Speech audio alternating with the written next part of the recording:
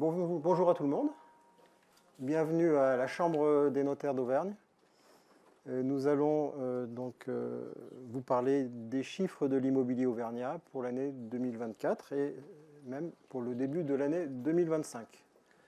Cette conférence, vous le savez, est désormais traditionnelle. Il y a 3 conférences qui sont prévues à l'année. Une au mois de juin, généralement sur les chiffres de l'immobilier. Une au mois de novembre, qui aura lieu cette année le 20 novembre, donc vous pouvez déjà prendre date, qui parlera donc de l'achat du logement, de la sécurisation de l'achat du logement. Et puis une généralement au mois de janvier qui parle de la loi de finances. Alors celle du mois de janvier 2025 n'a pas eu lieu pour la bonne raison que la loi de finances n'avait pas été publiée et pour les aléas politiques que tout le monde connaît. Voilà, donc pour en revenir sur les chiffres de l'immobilier, donc chaque département va être présenté par donc, les vice-présidents de la Chambre des notaires, qui sont donc pour l'Allier Maître Tuard, notaire à Moulins, pour le Cantal Maître Minassian, notaire à Ide, hein, parce que j'ai plusieurs bureaux, c'est pour ça. Pour la Haute-Loire, Maître Fort, notaire au Puy-en-Velay, et pour le Puy-de-Dôme, Maître Perrault, notaire à Clermont-Ferrand. Voilà. Donc vous allez pouvoir constater que les chiffres de l'année 2024 ont marqué une sorte de rupture par rapport aux 2 mauvaises années qu'on a connues auparavant, principalement la dernière d'ailleurs. Cette rupture, donc on a l'impression que c'est la fin d'un cycle baissier. Et pour autant, c'est quand même assez fragile. Et puis, il y a une grande hétérogénéité sur le territoire, entre les zones urbaines et les zones rurales. Et puis, par département également, il y a quand même pas mal de différences. Mais on a quand même le sentiment qu'on sort d'un cycle baissier. Voilà. Donc, sans plus attendre, on va vous présenter les chiffres de l'Allier. Donc, je vais passer la parole à Magali Tuard. Et puis, on va... Donc, vous allez pouvoir les voir sur les écrans qui vont vous être présentés. Voilà. Alors, attends. Bonjour à tous. Voilà. Donc, pour les chiffres de l'Allier, je vais peut-être prendre la zapette. Ouais, merci. Les marchés immobiliers de l'Allier. Donc, alors on vous explique qu'on a deux sortes de bases de statistiques immobilières en France. Et nous, c'est la base Perval pour la province. Alors, juste pour faire un petit aparté sur la base Perval, c'est la base des notaires. Les chiffres de l'immobilier des notaires sont les plus fiables. Ce n'est pas pour se vanter, mais globalement, les chiffres que vous pouvez avoir par ailleurs, qui sont les chiffres qui viennent d'autres bases, et même les chiffres qui viennent de l'administration fiscale, sont moins précis que les chiffres des notaires, pour la bonne raison que les chiffres de notaires concernent non seulement les ventes réalisées, mais chaque fois qu'on réalise une vente, on remplit un questionnaire avec plein de cases à remplir, notamment par exemple la performance énergétique du logement vendu, l'orientation de la pièce principale, l'étage dans lequel l'appartement se situe par exemple. Enfin, il y a une foultitude de questions qui font que la base est très précise, à la différence de toutes les autres bases qu'on peut avoir, qui nous donnent un aperçu assez exhaustif de tous les chiffres. Voilà. Je t'ai coupé, Magali. Voilà. Oui, c'est important de le préciser. Donc voici. Alors, on va vous présenter les volumes de vente, les indices des prix, appartements anciens, maisons et terrains à bâtir, maisons anciennes. Et puis en fonction de l'étiquette énergétique, et vous allez avoir une synthèse. Donc pour ce qui concerne le volume des ventes, vous voyez que pour les appartements anciens, on constate une baisse, moins 6,7%. Les maisons anciennes, une légère baisse de 2%. Par contre, les terrains à bâtir, là, la baisse est très forte, elle est de 30,6%. Donc ce qui fait une moyenne tout bien confondu de moins 4,9%. Pour les ventes, on a un chiffre de 5 380 ventes qui sont écoulées. Hein. Donc c'est sur l'exercice du 1er avril 2024 au 31 mars 2025. Et donc par comparaison, on avait 5 660 ventes l'année 2023-2024. Eh bien, voilà, pour le volume annuel des ventes, vous avez ce graphique. Vous voyez donc les maisons anciennes qui représentent le plus fort volume de vente. Et sur on voit une très très légère baisse, donc 2024-2025, qui est encore un peu supérieure à 2020, mais par rapport à 2022, une baisse. Voilà. Après, c'est des années exceptionnelles. Voilà, des années exceptionnelles qu'on ne retrouvera peut-être pas. Donc, mais oui, l'après-Covid, finalement, au niveau immobilier, était positif. Donc, le département, on vous le regroupe en plusieurs secteurs. Vous avez donc le bocage bourbonnais qui représente 30% des ventes, la Combraille bourbonnaise 9%, et à l'est, la Sologne bourbonnaise et le Val d'Allier et la montagne bourbonnaise. Donc le Val d'Allier représente 40%, c'est le plus important sur le département. La Sologne bourbonnaise 16%, la montagne bourbonnaise 5%. Donc pour l'indice des prix, je passe, oui, vous a été expliqué. Donc l'évolution annuelle des indices des prix pour les appartements anciens à fin mars 2025, sur l'Auvergne-Rhône-Alpes, on est à 0,2%. Pour la province, l'augmentation est de 1,1%. Ça se tient. Projection à fin juillet, à peu près équitable, 1%, 1,3%. Ouais, tu voulais... Juste pour dire comment on peut faire les projections à fin juillet, c'est que non seulement la base Perval tient compte des ventes réalisées, mais on a également une base spécifique pour les avant-contrats, c'est-à-dire les compromis et promesses de vente qui sont en cours. Les actes ne sont pas signés, mais on a donc un indicateur avancé qui nous permet d'abonder cette base et d'avoir les chiffres estimés à fin juillet, par exemple, ou un peu plus loin d'ailleurs. Voilà. Ouais. Pour les maisons anciennes, ça se tient également, plus 1,2% à fin mars 2025, moins 0,8 projeté. La province a finalement une augmentation plus faible. Les indices des prix, vous voyez pour les appartements anciens sur ce graphique, et donc vous voyez pour l'Auvergne, plus 3,3% en un an, alors que la province a augmenté de 1,1%. Voilà, c'est bien, on s'en sort bien. Pour les maisons anciennes, plus 2,3% également. J'ai une forme de stabilité, légère hausse. La province, elle était à plus 0,5%. Les appartements anciens, la moyenne dans l'Allier, oui, le prix médian, donc de 1 280 € le mètre carré, plus 2,8% en un an. Légère hausse. Je vous rappelle que le prix médian, il y a la moitié des ventes qui sont faites en dessous de ce prix et l'autre moitié au-dessus de ce prix. Ce n'est pas une moyenne qu'on divise par le nombre de biens vendus. Voilà. Sur les prix au mètre carré médian par région et leur évolution, vous avez donc d'autres régions avec lesquelles il y a un comparatif, la Nouvelle-Aquitaine, l'Occitanie, le Centre-Val de Loire, pour vous donner une idée des prix donc médians. Les prix au mètre carré médian sur un an du département de l'Allier, vous voyez 1 280 € du mètre carré, comme je vous l'ai dit, et pour les appartements anciens. Et la Saône-et-Loire est à peu près similaire, le Cher. Vous avez donc le Puy-de-Dôme qui, voilà, on va voir les statistiques, le Puy-de-Dôme a des prix supérieurs, la Loire des prix à peu près équivalents, la Nièvre et la Creuse sont beaucoup plus faibles. Et on constate une baisse également. Pour les appartements anciens, donc voilà ce qu'on vous expliquait sur les prix. Vous avez donc Moulins, 1 240 € du mètre carré pour comparer avec les communes alentours. Hein. Les préfectures. Enfin, les préfectures, oui, alentours. Sur la part des ventes par nombre de pièces, c'est le 3 pièces qui se rencontre le plus dans les appartements anciens, 34 à 35%, donc vous voyez, pour 2024-2025. Le studio représente une faible part, mais le 5 pièces encore plus faible, on est à 5%. Donc la moyenne est de 3 pièces. les prix au mètre carré médian sur un an par secteur pour les appartements anciens.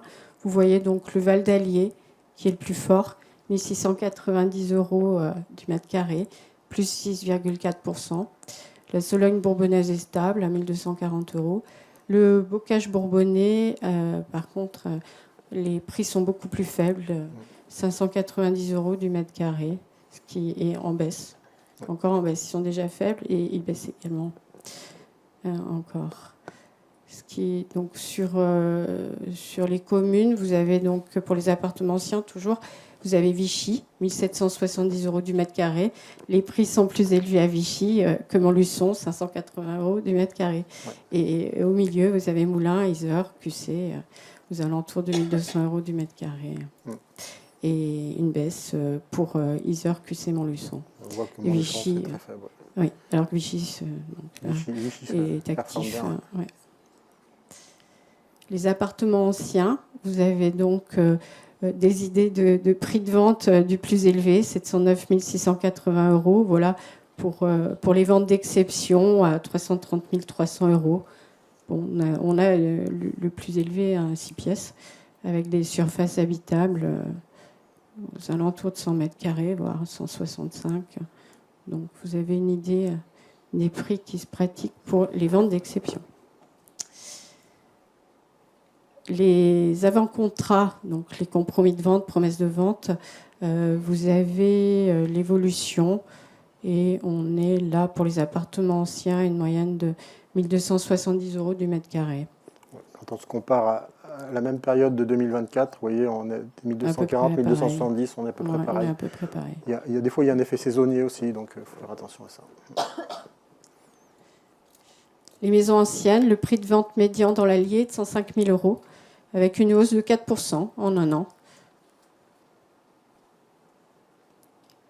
Et pour comparer par région, vous avez l'Occitanie à 200 000 € de moyenne, 180 prix médian, moyenne des prix médians, 200 000 € et 180 000 pour la Nouvelle-Aquitaine, le Centre Val-de-Loire 149 000 €, l'Occitanie donc une hausse de plus de 22%, c'est la plus forte sur ces trois régions. Sur 10 ans. Oui, sur 10 ans. Oui, on est parfois sur un an et là c'était sur 10 ans. Focus sur les prix de vente des maisons anciennes sur un an. Vous avez donc l'Allier à 105 000 € et donc à droite le Cher, Nièvre, la Creuse, où les prix sont inférieurs, en hausse malgré tout. La Loire, le Puy-de-Dôme et la Saône-et-Loire donc connaissent des prix supérieurs également, bien sûr. La part des ventes par nombre de pièces, vous avez les maisons anciennes, donc le 4 pièces, 27%, et le 6 pièces et plus, 28%. Voilà les proportions, et puis le 1 3 pièces représente un peu moins d'un quart, 23%, comme le 5 pièces.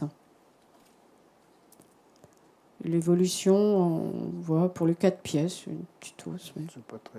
Ouais. Donc le focus, donc l'évolution sur un an, vous avez le Val d'Allier qui connaît les prix les plus forts et puis et la hausse la plus... une belle hausse, mais la montagne bourbonnaise connaît une hausse au niveau des prix. Plus 10% pour les maisons anciennes. Alors, c'est pas très élevé quand même, hein, mais bon. C'est pas très élevé, non, ça reste faible. La Combraille bourbonnaise, les prix sont faibles et diminuent encore. Oui, c'est vrai. Le bocage bourbonnais, lui, augmente de plus 6,8% au niveau des prix. La Sologne bourbonnaise est stable. Donc pour les maisons anciennes, vous avez là par commune. Vous voyez que c'est Bellerive sur Allier et Vichy qui connaissent le secteur de Vichy. Élevés. Oui. C'est le secteur de Vichy qui tire un peu le département. Hein. On voit que effectivement, le nord du département, Moulins, est en baisse. Il y en a aussi. Et puis Montluçon, c'est déjà un petit peu la confirmation de ce qu'on voyait les précédentes années. Hein. Donc il y a un décrochage entre le bassin de Vichy et puis les autres bassins. Ouais. Oui. avec au milieu Moulins. Par contre, sur Moulins, on a vu une baisse des prix pour les maisons anciennes. Certaines communes sur l'agglomération, Avermes connaît une augmentation de 7,5%. Les prix médians, là, sont de 170 900 euros. C'est peut-être aussi une question d'offre et de demande, hein, bien sûr. Isère a plutôt une moyenne de 130 000 euros. Et puis, vous voyez le plus bas, Saint-Germain-des-Fossés. Toujours Bellerive en tête et Vichy, le secteur de Vichy. Pour les maisons anciennes, toujours les prix médians, donc de Ghana, 98 100 euros, à Douai, secteur de Montluçon, 50 000 euros. Et bon, après, c'est pas significatif non plus. Il y a peu de ventes dans ces communes. Douai, Buxières-les-Mines, voilà. On voit que pour 100 000 euros, on peut avoir une maison dans l'Allier, même moins. Voilà. Donc... C'est tout à fait abordable. Bon, après, les statistiques ne vous indiquent pas s'il y a travaux à réaliser ou pas. On va voir après. Pour les ventes d'exception, donc dans l'Allier, c'est Charmeil, la commune sur laquelle il y a eu c'est un château donc, de 12 pièces. Oui. Voilà, Moulins, 500 000 euros, une maison de 10 pièces. Bon. Et puis au milieu, vous avez un peu tous les prix. On n'a pas de gros prix à 1 million. Le téléviseur va s'éteindre. Les maisons anciennes, vous avez avec la base des avant-contrats. Il faudrait qu'on puisse voir les statistiques. Ah oui, c'est celui-ci, vous voyez. OK. Vous avez donc voilà, ces moyennes dont on parlait, d'avril 2004 à avril 2025. La différence n'est pas énorme. La grosse différence, c'est pour les terrains à bâtir. Prix de vente médian, 25 000 euros. Et stabilité au niveau des volumes, mais des prix. Et par contre, vous avez, si vous comparez le prix d'un terrain à bâtir en Occitanie à 71 100 euros, en centre Val-de-Loire, 43 100 euros, dans l'Allier, c'est très, très abordable. Ouais. Mais, donc, oui, vous voyez également la Loire à 62 800 euros, le Puy-de-Dôme, 48 800 euros, et la Creuse, la Nièvre, plus pauvre, hein. L'Allier, le Cher. Ouais, les prix sont plus bas. Les terrains souffrent. Il y a plusieurs raisons, bien sûr, mais souffrent. On aurait pu penser qu'avec la raréfaction des possibilités de construire, ça allait tirer les prix des terrains vers le haut, mais ce n'est pas du tout le cas. Ça doit venir sans doute aussi du prix des matériaux, etc., de la difficulté à construire, mais effectivement, les terrains souffrent beaucoup par rapport au reste des biens immobiliers. Ouais. Je vais vous montrer justement les volumes des ventes aussi. Donc voilà, par secteur, toujours le Val d'Allier qui connaît les prix les plus élevés. La part des ventes par tranche de superficie, la moyenne pour les terrains. Finalement, les terrains les plus vendus sont les terrains de 900 à 1500 mètres carrés. Les plus petits terrains représentent 12-11%, vous voyez, sur 2024-2025. Et puis les gros terrains aussi, une faible proportion. Le profil des intervenants, vous avez les professions intermédiaires qui représentent 27% pour les acquéreurs et les tranches d'âge de plus de 60 ans, 25%. Les vendeurs, vous voyez, conservent leur logement plus de 15 ans pour 33%, pour un tiers. Et 68% proviennent de l'Allier. On reste dans l'Allier. Sur la répartition des ventes par catégorie socio-professionnelle, vous voyez donc là les courbes et les types de professions retenues. Donc en rouge, les ouvriers. Il n'y a pas de grande évolution. Non, pas. C'est stable. Pas grande évolution. Oui. Les ouvriers achètent le plus les employés.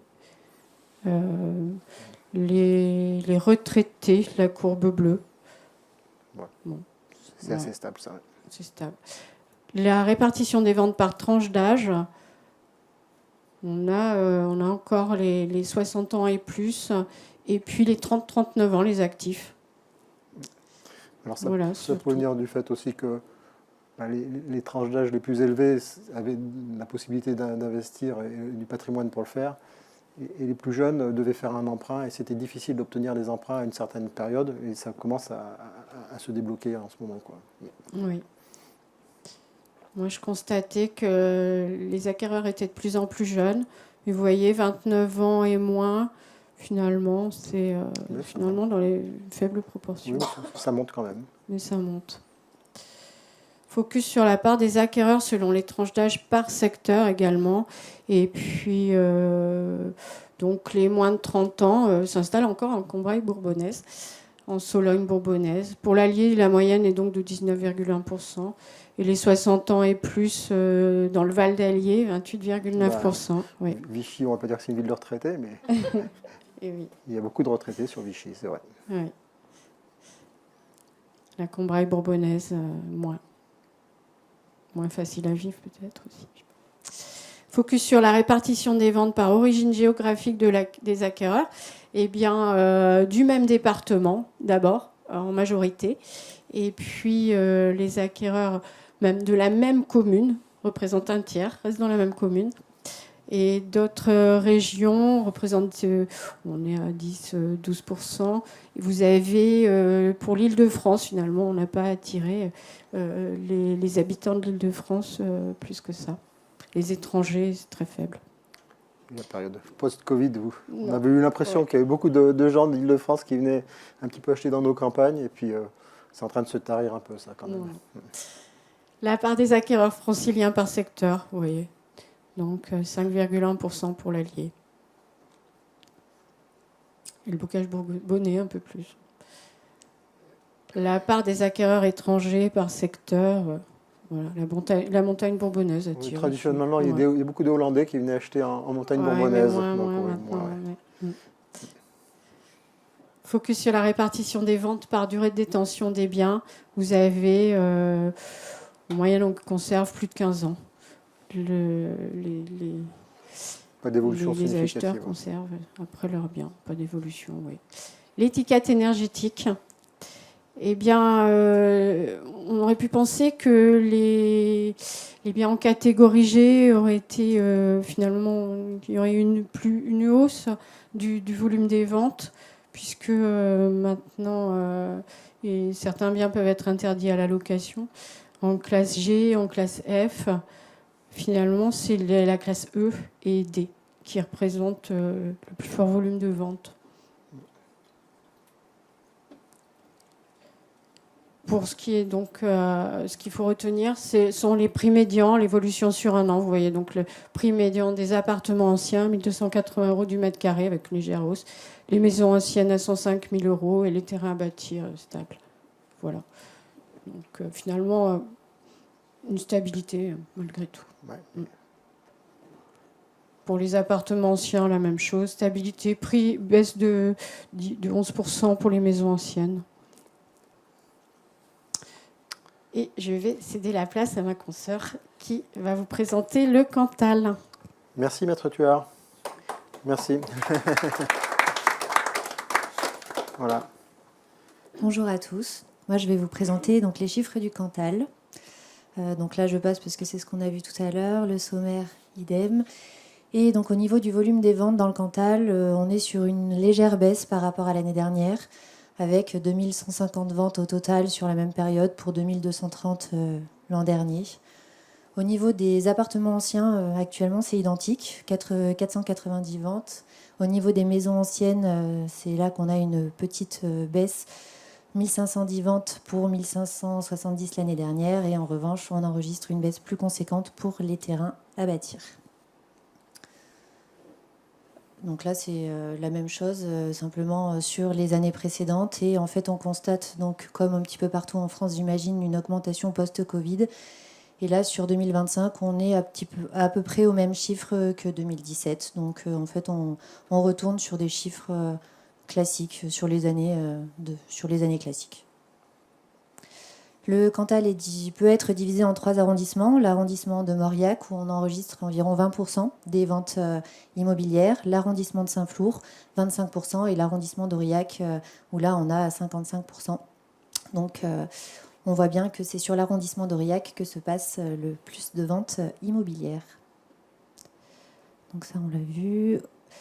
Au niveau de l'évolution annuelle de l'indice des prix, bon, ça c'est ce qu'on a vu au niveau de l'Auvergne, au niveau de la province sur les appartements et les maisons anciennes, donc je ne vais pas revenir dessus. Et pour revenir sur le Cantal, donc pour les appartements anciens, on est sur un prix au mètre carré médian de 1 360 €, qui est en hausse donc depuis l'année dernière et qui reste néanmoins bien en deçà de la moyenne de la province. Et par rapport aux régions voisines, donc nous sommes en hausse dans le Cantal, ce qui n'est pas le cas des régions voisines, puisque Nouvelle-Occitanie enregistre une baisse de 3,5%, pour l'Occitanie 0,7%, et pour le centre Val-de-Loire 3,3% de baisse. Ensuite, au niveau des départements limitrophes, pour le Puy-de-Dôme, c'est à peu près stable, avec 2 000 € du mètre carré médian. Pour l'Aveyron, c'est en baisse. Pour la Lozère et la Corrèze, c'est en hausse. Et pour le Lot et la Haute-Loire, c'est à peu près stable. Au niveau du focus sur les prix au mètre carré médian, donc des préfectures voisines, on l'a vu sur Clermont-Ferrand, on est à peu près à 2 000 € au mètre carré médian. Rodez, 1 900 €. Et en fait, la plupart des départements sont en baisse, enfin les préfectures sont en baisse, à l'exception donc d'Aurillac et de Tulle. Mais on n'est pas sur des prix très élevés, donc c'est plus facile d'augmenter quand les prix sont faibles. En termes de pièces pour les appartements anciens, c'est 2, 3, 4 pièces. Il n'y a pas vraiment d'évolution significative par rapport à 2024. On voit qu'il y a peu de ventes d'appartements de 5 pièces et plus. Et pareil pour les studios, ce n'est pas les appartements les plus vendus. Au niveau donc, des différents arrondissements que j'évoquais tout à l'heure, pour l'arrondissement de Saint-Flour, l'évolution n'est pas significative. On est sur un prix au mètre carré médian un petit peu plus élevé parce qu'on a la commune de La Vessière qui abrite la station du Lioran, donc forcément les prix sont un petit peu plus élevés, le Lioran étant une station de ski, voilà, pour ceux qui ne connaissent pas le Cantal, et avec une hausse en revanche pour l'arrondissement d'Aurillac. Et pour l'arrondissement de Mauriac, il y a peu de ventes d'appartements, donc c'est encore moins significatif. Donc comme je vous le disais, au niveau de la commune de La Vessière, on est sur un prix au mètre carré médian qui est plus important, mais qui reste en baisse par rapport à l'année dernière. Et en revanche, on a une hausse de 2% pour Aurillac et une baisse pour la commune de Saint-Flour.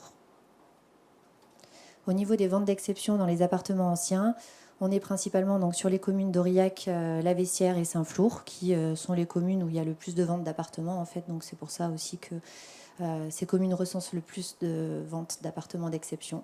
On reste quand même sur des prix qui sont abordables. Concernant les maisons anciennes, le Cantal enregistre une hausse du prix de vente médian.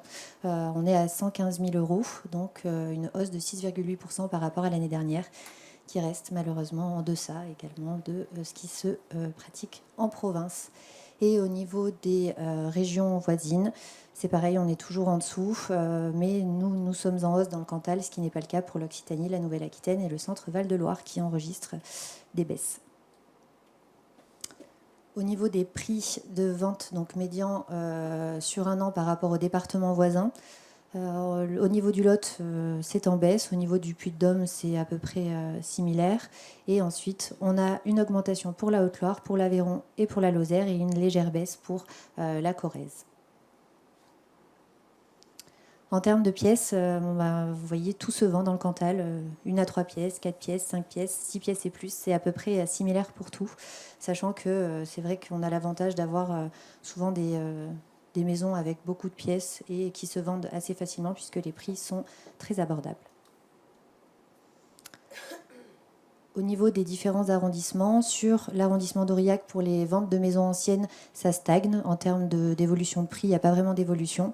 Et on enregistre une hausse de 8% et de 7,2% sur les arrondissements de Saint-Flour et de Mauriac. Mais comme le disait Maître Rouvet tout à l'heure, les prix étant relativement faibles, la hausse, bien qu'importante, reste relativement faible en termes de prix du coup. Et au niveau des... Donc, bon, ça, c'est ce qu'on disait. Voilà, 137 000 euros de prix médian pour l'arrondissement d'Aurillac, 88 900 pour l'arrondissement de Saint-Flour et 83 700 pour l'arrondissement de Mauriac. Par rapport aux différentes villes, la commune d'Ytrac, c'est la commune qui a un prix médian le plus important. Une baisse pour la commune d'Aurillac pour les ventes de maisons anciennes. Jussac, c'est non significatif. Saint-Flour enregistre également une baisse. Murat, ça n'est pas significatif. Et on a une hausse importante pour Mauriac et Ploux. Voilà, bon, après, ça reste important, mais les prix, encore une fois, étant relativement faibles, on n'a pas vu d'évolution très conséquente sur l'arrondissement de Mauriac. Au niveau des différentes communes, bon, ça, c'est ce qu'on vient de voir. Et pour les ventes d'exception. Je ne sais pas si vous connaissez le Cantal, mais si jamais vous ne le connaissez pas, sachez que la plupart de ces communes, toutes ces communes sont à proximité d'Aurillac, à l'exception donc de la vente qui est intervenue sur Saint-Flour. Mais on voit bien que les ventes d'exception sont concentrées principalement sur le bassin donc d'Aurillac, avec une maison ancienne de 6 pièces qui s'est vendue 750 000 euros, visiblement, avec un terrain relativement important. Au niveau des avant-contrats, par rapport à l'année dernière, on est sur des prix qui sont quasiment similaires, avec une légère hausse en janvier. Et donc là, on est à peu près au même niveau qu'avril 2024, avec 125 000 euros.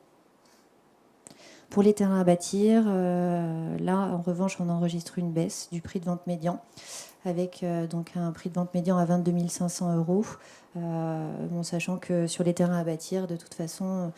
Ça baisse un petit peu partout et également donc dans le Cantal, ce qui est dû aussi à la politique du gouvernement qui était de favoriser la rénovation des maisons anciennes et l'augmentation du coût des matériaux qui ne favorise pas les acquisitions de terrains à bâtir et la construction de maisons neuves. Sur les différentes régions, il y a des baisses, pareil, au niveau des prix médians de vente des terrains à bâtir. Et pour les départements limitrophes, c'est pareil, c'est en baisse partout à l'exception de la Haute-Loire. Et pour les arrondissements donc d'Aurillac et de Saint-Flour, puisque Mauriac, ça n'est toujours pas significatif sur les ventes de terrains à bâtir, pour Saint-Flour, c'est à peu près équivalent et on a une hausse en revanche sur l'arrondissement d'Aurillac qui en fait concentre le bassin de l'activité du Cantal. Et au niveau des superficies de terrains à bâtir, on est majoritairement sur des terrains allant de 600 à 1500 mètres carrés. Une légère baisse pour les petits terrains par rapport à 2024. Et sinon, c'est à peu près similaire avec une hausse des terrains de 1500 à 2500 mètres carrés également. Au niveau des profils des intervenants, la tranche d'âge la plus représentée en termes d'acquéreurs, c'est la tranche d'âge de 60 ans et plus. Et on est sur des professions intermédiaires pour 28%. Sachant que la plupart des acquéreurs proviennent donc du Cantal, c'est comme pour l'Allier, les acquéreurs cantaliens sont cantaliens, et en revanche, les vendeurs, visiblement, ne conservent leurs biens que 5 ans, enfin moins de 5 ans, pour 33%. Donc on a un turnover assez important. Donc là, on l'a vu, la catégorie socio-professionnelle la plus représentée, c'est les professions intermédiaires, avec les employés qui viennent en deuxième position. Et même si le Cantal est un département relativement agricole, les agriculteurs sont sous-représentés en termes d'acquéreurs. Et au niveau des tranches d'âge, on est sur des acquisitions de personnes de 60 ans et plus majoritairement. En deuxième position, 30 à 39 ans, donc comme pour l'Allier, les actifs. Et avec une hausse néanmoins des acquéreurs de 29 ans et moins par rapport à 2024. Donc là, au niveau du secteur, donc les moins de 30 ans, c'est ce que je vous disais, ils achètent principalement sur l'arrondissement d'Aurillac, puisque c'est là que se concentre la plus grande activité professionnelle, pour 23,6%. Globalement dans le Cantal pour 18,9%, et dans l'arrondissement de Mauriac et de Saint-Flour, on est sur des pourcentages de 13,1% et 12,7%. Les 60 ans et plus achètent principalement dans l'arrondissement de Mauriac pour 28,6% et dans l'arrondissement de Saint-Flour pour 24,6%. Globalement dans le Cantal, 22,5%, et ils sont sous-représentés sur l'arrondissement d'Aurillac. en fonction de leur provenance. Donc, c'est ce que je vous disais, la plupart des acquéreurs viennent du Cantal et également de la même commune. Sachant que le reste de la France achète également dans le Cantal, puisque c'est un département très attractif.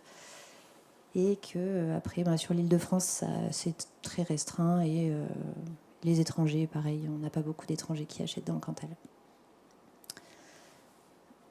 Les acquéreurs franciliens achètent principalement sur l'arrondissement de Mauriac, puisque en fait, c'est un arrondissement qui recense pas mal de ventes de résidences secondaires.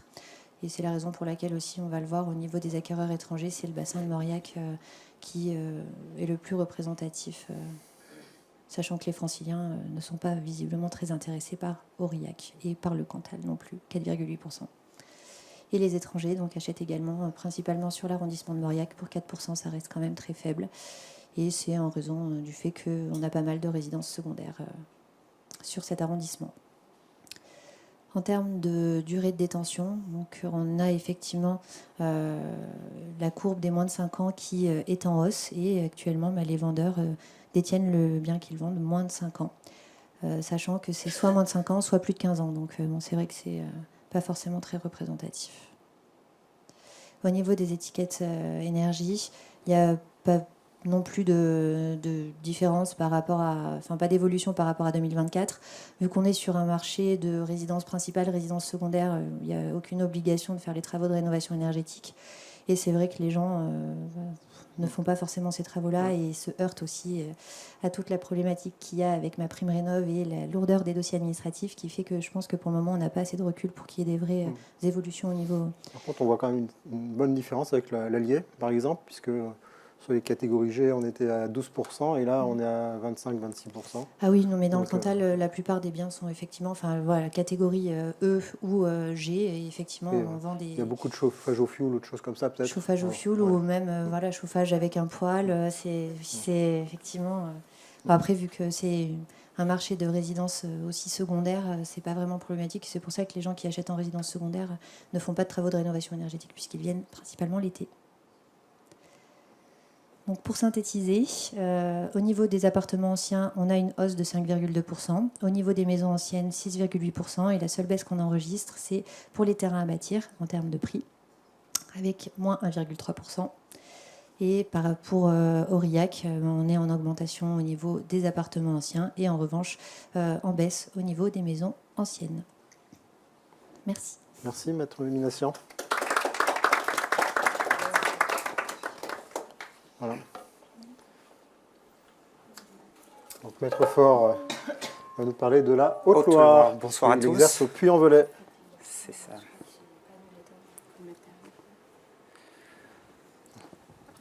Alors, je vais tout d'abord évoquer avec vous le volume des ventes. Après, on s'intéressera un petit peu plus au prix et après sur les éléments de sociologie. Alors, au niveau des volumes des ventes, on s'aperçoit qu'il y a une certaine stabilité. Tout bien confondu, on est à moins 1,2%. Avec quand même de grosses différences. Appartements anciens, moins 1,5%, maisons anciennes, plus 3%. Mais on voit que les terrains à bâtir, moins 22%, c'est ce qu'on a pu également constater dans les autres départements. Alors, au niveau des volumes des ventes donc en Haute-Loire, on retrouve le volume équivalent un petit peu avant Covid, c'est le même constat que nous faisions. Et nous voyons que pour l'essentiel, ce sont des maisons qui sont vendues au niveau du nombre de transactions.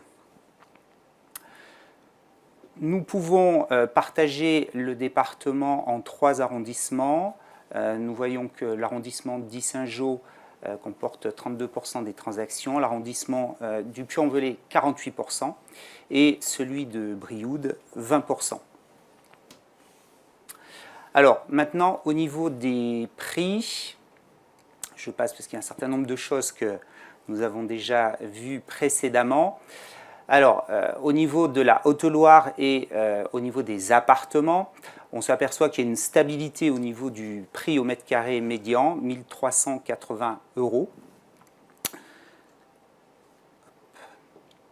au niveau du prix au mètre carré médian sur un an par rapport aux départements limitrophes, donc on s'aperçoit qu'il y a une stabilité au niveau du Puy-de-Dôme, augmentation en Lozère, c'est ce qu'on a vu un petit peu précédemment. Le Cantal vous rattrape. Ouais, c'est ça. Au niveau des appartements anciens et au niveau des préfectures, donc c'est le même graphique que nous avons vu précédemment.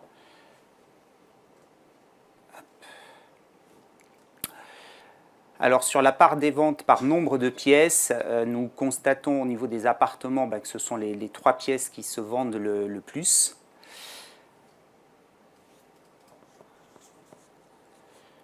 Au niveau du prix au mètre carré médian sur un an par secteur au niveau des appartements, donc une petite baisse sur le Puy et sur l'arrondissement d'Issingeaux, mais bon, qui n'est pas très significative, on va dire.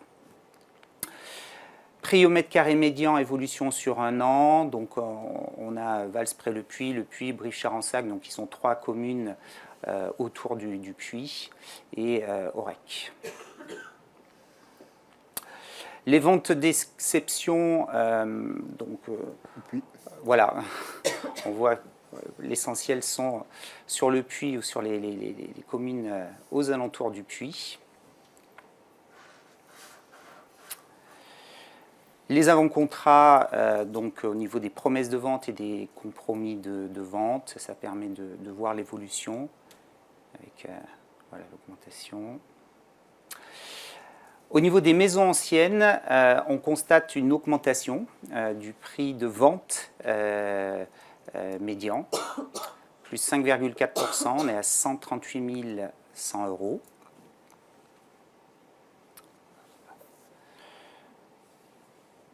Voilà, on voit les différences au niveau des départements.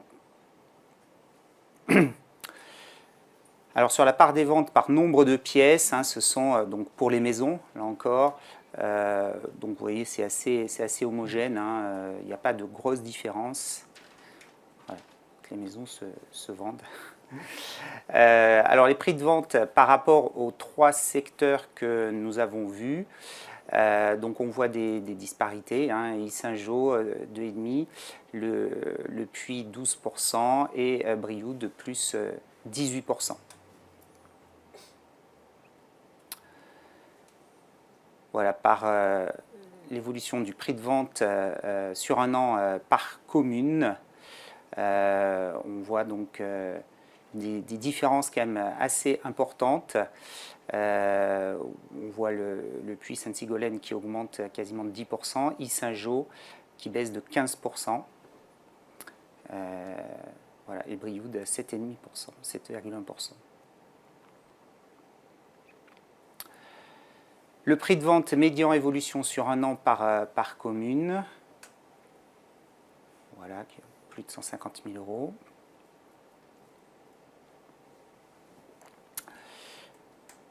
On voit les prix sur les moins de 150 000 €, commune par commune.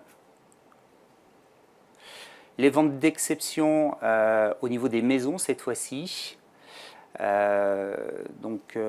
Aiguille, c'est le Puy, c'est la commune qui est effectivement bien exposée, qui a la vue sur les monuments. Donc généralement, c'est sur cette commune effectivement où les prix sont les plus élevés.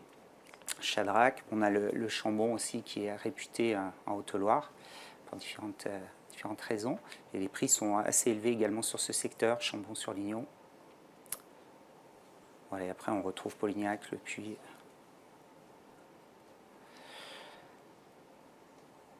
Au niveau des avant-contrats, on peut voir la tendance, donc futur. Une baisse. Ouais, c'est ça. Alors, on passe maintenant au niveau des terrains à bâtir en Haute-Loire, donc ce qui peut sembler un petit peu surprenant. On note une augmentation des prix de vente qui est quand même un petit peu significatif, 11%, avec un prix de vente médian de 43 000 € sur un an. C'est peut-être lié à la pénurie? C'est ça, c'est qu'il y a peu de biens, mais de manière générale, que ce soit appartement, maison ou terrain, ce que l'on s'aperçoit, c'est qu'il y a assez peu de biens sur le marché. Donc les prix sont quand même... ça soutient quand même un petit peu, je pense, les prix par rapport à cela.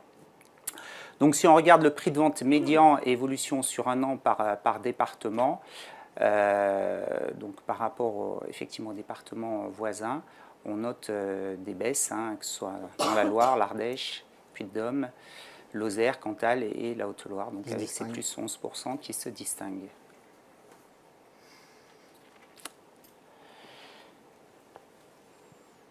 Prix de vente médian évolution sur un an par secteur, avec Yssingeaux, 2%, sur le Puy, plus 17%, et Brioude, moins 7%. Donc on note aussi toujours un petit peu le Puy qui se distingue. La surface des terrains à bâtir, donc les plus vendus, sont surpris, c'est entre 900 et 1500 mètres carrés. Parce que les prix restent quand même malgré tout accessibles. Ensuite, au niveau un petit peu plus de la sociologie, si on regarde le profil donc des acquéreurs, tranche d'âge entre 30 et 39 ans représente 23% des acquisitions. Et pour l'essentiel, 70% sont de la Haute-Loire. 28% sur les professions intermédiaires et les vendeurs, 32%, conservent leur logement, moins de 5%. Donc, voilà. Ensuite, la répartition donc, au niveau des professions. On voit une certaine stabilité également. Au niveau de la répartition par tranche d'âge, cette fois-ci, une augmentation aussi des 60 ans et plus. Les jeunes et les vieux. Ouais. C'est ce qu'on a constaté dans les autres départements aussi.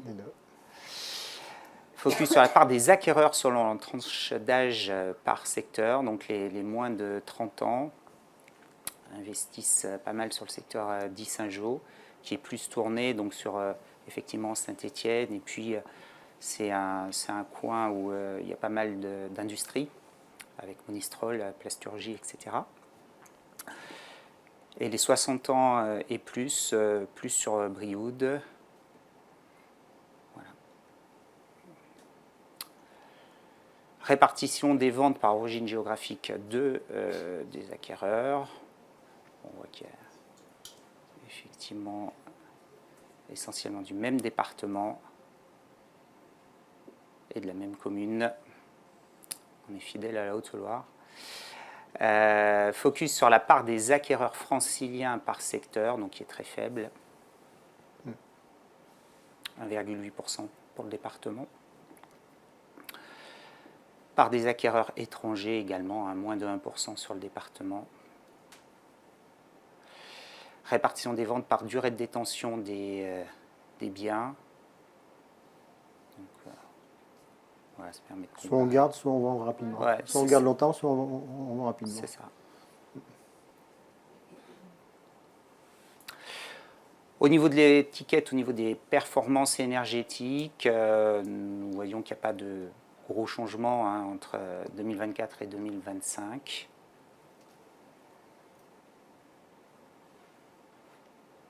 Et qu'effectivement, on a vu qu'il y avait pas mal de transactions sur les maisons qui sont parfois effectivement au niveau des performances énergétiques pas toujours très bonnes.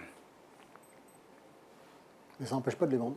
Tout à fait. C'est ce qu'on a vu d'ailleurs, c'est les maisons qui se vendent plus et où les prix ont augmenté.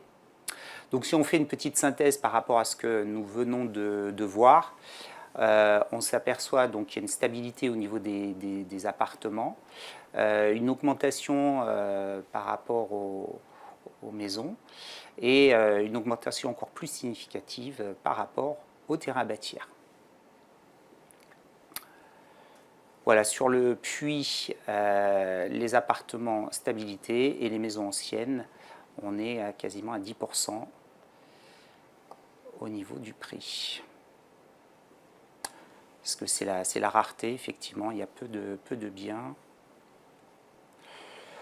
Voilà, messieurs, dames. Merci de Maître votre attention. Merci. Voilà. Ah. Maître Perrault, on va dire le local de l'étape, Clermont-Ferrand. Vous nous parlez du Puy-de-Dôme. Bonjour à tous, donc j'ai en charge de vous présenter les chiffres du Puy-de-Dôme. Merci Frédéric. Sûrement le plus beau des 4 départements. Et je vais essayer d'être concret et de pouvoir vous donner des chiffres satisfaisants, voire joyeux. Dans le département du Puy-de-Dôme, sur la période donnée, on compte à peu près 10 850 ventes. Et si on essaye de raisonner d'un point de vue un peu plus macro, on sait qu'en France, il s'est vendu à peu près 900 000.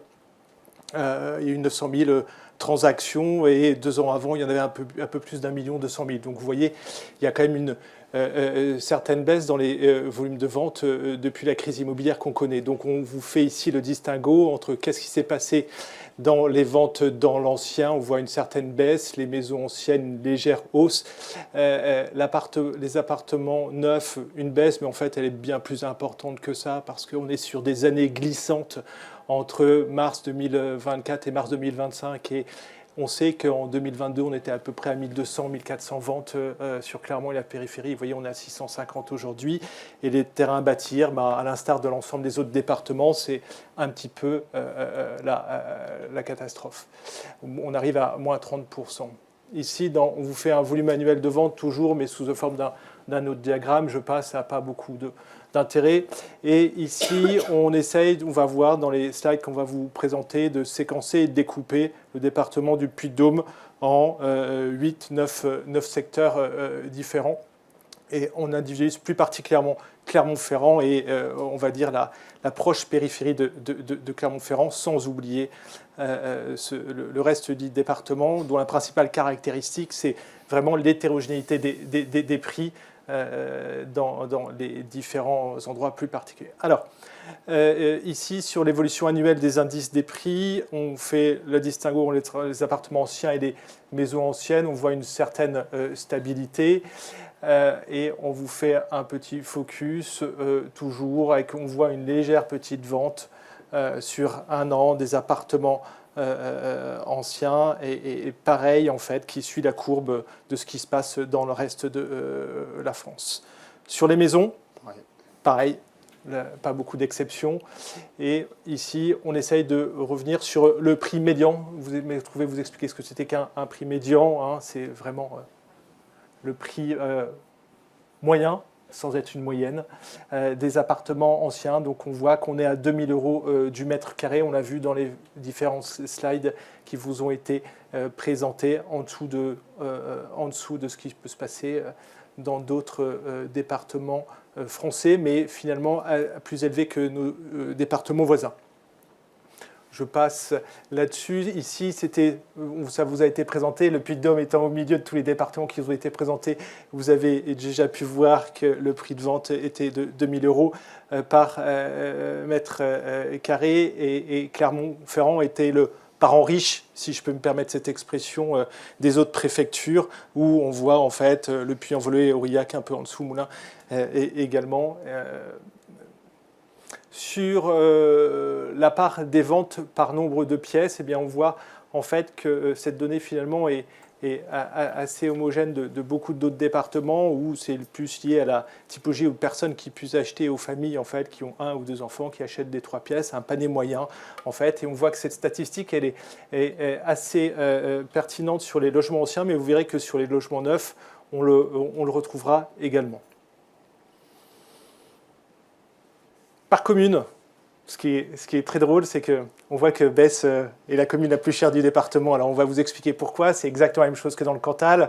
Pourquoi ? Parce que en fait, vous êtes dans une station où on peut skier et qui fait bon vivre. Et en fait, on voit qu'on a un prix mètre carré élevé, mais il faut relativiser. On a beaucoup de petites surfaces et ce n'est pas forcément des transactions très élevées, mais c'est assez drôle de voir que Besse est devant Chamalières. Ça nous fait un petit peu sourire, mais on voit effectivement une certaine quand même stabilité sur les prix, à l'exception peut-être d'une ville où on voit Aubière qui a légèrement baissé, Chamalières aussi, mais c'est parce qu'en fait, elles avaient relativement augmenté les années précédentes. sur les prix des mètres carrés médians et évolution en un an en quartier. Alors vous verrez qu'ici, il y a une petite coquille, je suis désolé, il y a une petite coquille, donc je ne sais pas s'il faut forcément le prendre en photo, mais je ne pense pas que la fontaine du bac soit le prix du mètre carré, le plus élevé, personne ne me contredira pour ceux qui connaissent un petit peu Clermont-Ferrand. Donc il y a cette petite coquille, si l'on l'enlève, cette coquille, on voit que c'est assez exact, et en fait le centre ancien reste à 2500 € du mètre carré, et toujours des quartiers un petit peu, on va dire, UP, Côté, Cours-Sablon, Blatin et Salins. Effectivement, on voit un prix mètre carré un peu plus élevé que sur plus on s'éloigne du centre-ville de Clermont-Ferrand. Et Croix-Néra un peu moins. Alors, les ventes d'exception, effectivement, on en retrouve quelques-unes. Elles sont en général très concentrées sur Clermont et Chamalières. Alors, je suis... pour diverses raisons. Il y a Saint-Maurice, je suis désolé, je ne sais pas, j'ai oublié de me renseigner où était Saint-Maurice. C'est sûrement... Pardon ? Ah, Mireflore. D'accord. Ah, d'accord. Ok, donc vous avez 3-4 belles maisons de 58 mètres carrés qui se sont vendues à ce prix-là. C'était peut-être la deuxième chose que je veux dire où on a peut-être une petite coquille, mais sachez que voilà, dans des ventes d'exception, après, vous va voir, il y a quelques belles maisons aussi qui se sont vendues. Les avant-contrats, ce que disait notre président Rouvet tout à l'heure, c'est que la force du notariat de ces statistiques, c'est pouvoir montrer une évolution du prix au mètre carré rapidement avec les avant-contrats que nous avons. Alors, les appartements dans le neuf. Cette statistique, elle est assez drôle et elle est assez parlante finalement parce qu'il y a une inflation dans le neuf qui est assez impressionnante et on arrive à des prix, vous voyez, ça reste un prix médian, 4240 mètres carrés, mais on a vu des transactions à 6 000 € du mètre se passer à Clermont et on voit une chute des prix et cette chute des prix n'est pas prête forcément malheureusement sûrement de s'arrêter dans le neuf. Un focus sur les prix au mètre carré sur 10 ans et par des ventes annuelles. Bon, je pense que ça n'appelle pas beaucoup de ça. On voit une inflation et une augmentation du prix très importante dans le neuf, liée notamment aux lois de défiscalisation qui se sont arrêtées récemment. Les prix médians évolution sur un an par secteur dans les appartements neufs. Bon, je passe 4 200 € le mètre carré, la périphérie 3 820. Et vous voyez une chute de 20%. Alors en périphérie, ça s'explique parce que il y a des communes qui ont été déclassées très rapidement, qui ont été enlevées du zonage B1 éligible à l'Opinel, et Clermont-Ferrand, en fait, une baisse également de 5% des prix. Un focus sur les prix mètre carré médian, évolution un an par commune.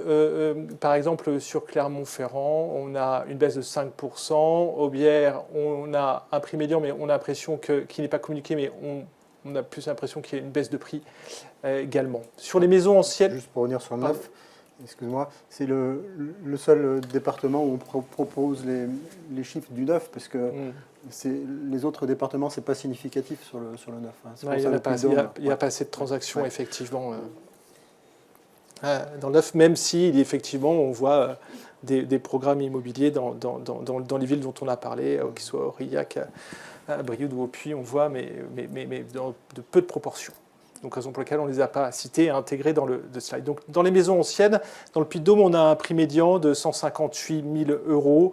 On voit qu'il y a une certaine stabilité sur cette période d'un an. Et on vous fait, qui se concerne Clermont-Ferrand, un peu plus élevé, vous voyez, de ce qui peut se passer en province, pendant que le département est en dessous de la moyenne de ce qui se passe en province. Donc, on voit que Clermont-Ferrand, en fait, reste le parent riche de l'Auvergne.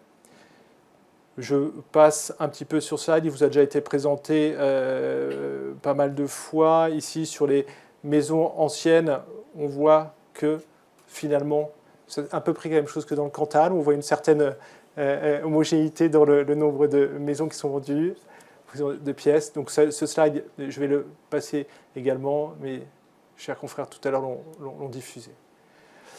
Sur les prix de vente médians, évolution par un an sur chaque secteur. Donc, je vous expliquais tout à l'heure qu'on avait découpé 9 secteurs, le Puy-de-Dôme en 9 secteurs, et toujours la même chose, la périphérie clermontoise et Clermont-Ferrand qui sont en tête et qui subissent une baisse des prix. Donc, la baisse des prix avait lieu, vous savez pourquoi, enfin, notamment on avait vu un accès au prêt un petit peu plus compliqué, la raréfaction des maisons et des transactions ont fait qu'il y a eu un certain arrêt des transactions l'année dernière et ça a entraîné petit à petit en fait, une baisse en fait, des prix et des transactions. Donc on voit moins 2,5% sur la périphérie, Clermont moins 7% et après la Limagne résiste bien, le Césalier augmente, il fait bon vivre dans l'Artense Césalier, région de Thiers également augmente. C'est un peu plus dur dans l'ouest de Clermont vers Rochefort-Montagne, qui subit une baisse assez importante. Et le Livradois-Forêt tire son épingle du jeu, pendant que dans les Combrailles, c'est un peu plus calme. Je passe sur ce chiffre-là. Et sur les prix de vente médians et évolution commune par commune dans le Puy-de-Dôme. Donc on a essayé de partir sur un panel sur les biens, sur les maisons anciennes un peu plus de 200 000 euros. On voit bien que naturellement, en fait, les communes qui avaient le plus augmenté, en fait, baissent également à leur tour parce que la chute n'est pas aussi sévère que l'augmentation leur avait été favorable. Mais on voit que Chamalières perd 12%, Serrat perd 7%. Mozas s'en sort bien, Mozas est à côté de Rion pour ceux qui le connaissent, Beaumont se maintient et voire augmente un petit peu, Vic-le-Comte tire son épingle du jeu, est-ce que c'est à cause de le déménagement de l'imprimerie ou je ne sais pas, des gens qui anticipent. Landes, très forte augmentation sur les prix, 17%, Aubière 15%, Orsay baisse importante. Ouais, c'est assez bizarre, moins 20%. C'est Bazar, moins 6%. Voilà, pour ces chiffres. Et on note au Cendres une baisse également importante de 15%. Sur les maisons anciennes, sur d'autres villes, je vais passer. Ces villes sont un petit peu plus éloignées. Et on va peut-être parler des ventes d'exception dans les maisons anciennes. Vous voyez que essentiellement, on remarque toujours la même chose, Clermont-Ferrand et Chamalières très bien placés et une belle vente isolée à droite, à gauche dans certaines villes, mais on voit que Clermont-Ferrand et Chamalières concentrent d'une manière assez importante le prix de vente des maisons anciennes. Les avant-contrats, je passe. Les terrains à bâtir. Alors les terrains à bâtir dans le Puy-de-Dôme, c'est une baisse assez importante sur le prix médian et qui s'explique, comme dans tous les autres départements, c'est exactement la même chose, c'est le coût de construction qui a fait que beaucoup d'acquéreurs ont renoncé à acheter des terrains à bâtir et même la raréfaction, comme le disait Frédéric, n'a pu arriver à maintenir ses prix.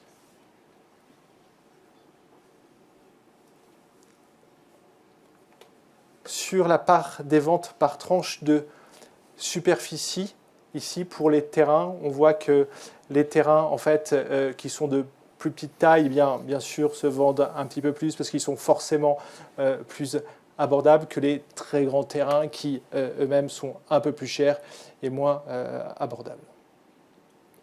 Concernant, cette fois, si on vient d'un point de vue un peu plus sociologique, on peut regarder que la profession intermédiaire, comme tous les deux autres départements, à hauteur de 30%, les vendeurs conservent leur logement plus de 15 ans.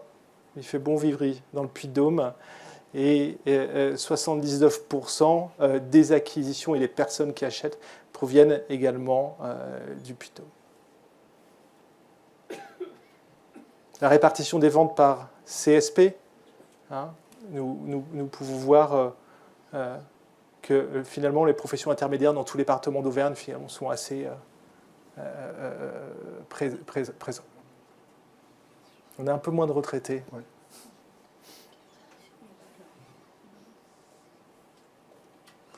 La répartition par tranche d'âge. On voit que les personnes âgées entre 30 et 39 ans sont assez présents. et 60 ans et plus, un peu moins. Oui, c'est vrai, les retraités sont... Ils partent à Vichy.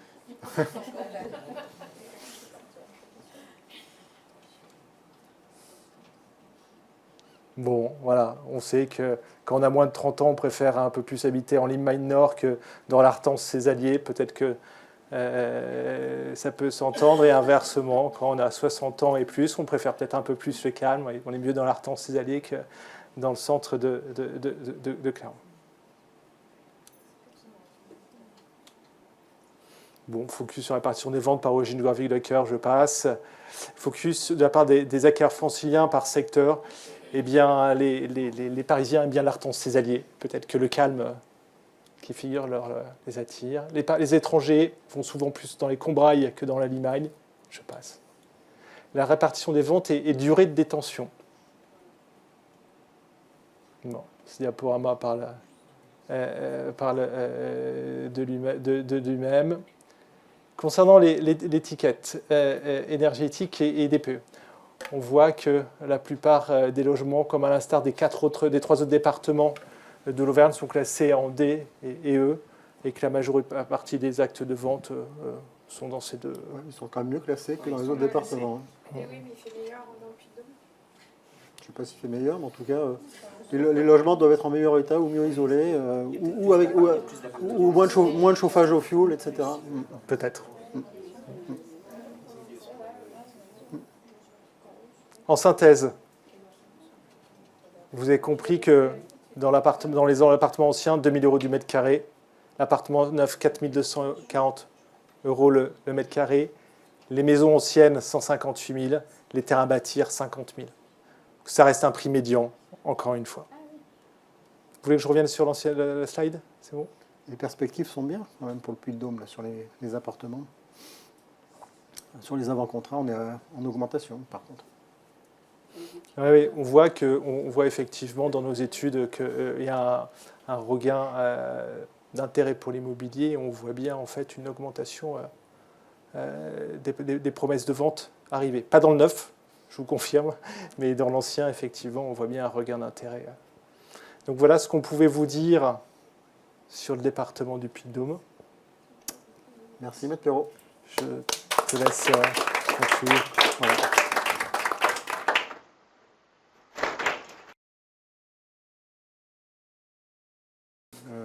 Merci pour votre attention.